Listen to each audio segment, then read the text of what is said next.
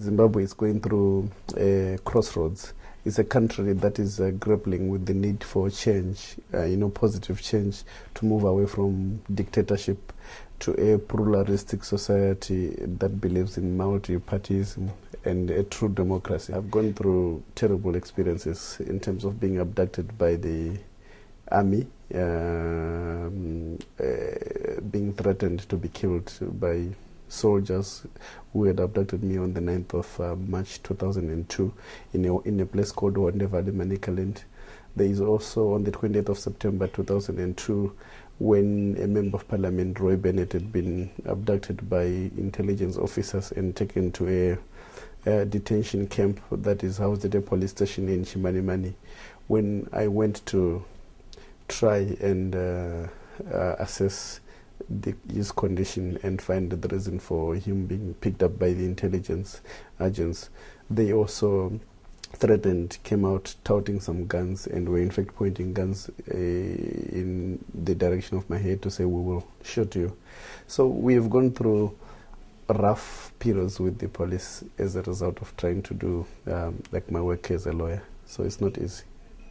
Any efforts on the part of human rights defenders to be seen to be monitoring the implementation of human rights standards on the ground is then seen by the ruling party as an effort to try and prop up the opposition as well as to cause some political change in the country.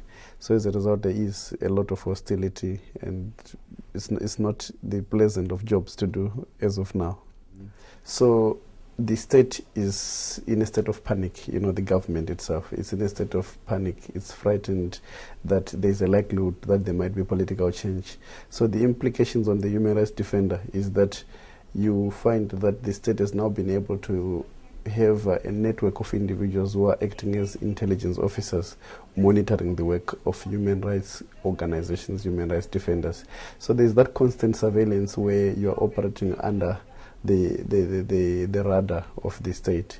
So there is a lot of work. There is slavish hours that we work, and then there's the issue of personal security, the security of the family, the security of employees, the security of equipment that we use. So there's a host of challenges that we go through as human rights defenders by virtue of being human rights defenders. It would really be important for the EU individual countries as well as the EU as a bloc, each time they enter into any bilateral agreements with countries in Africa, to continue emphasizing on the observance of minimum standards of human rights, which are universal, and to refer to the Zimbabwean situation as an issue of great concern to Europe.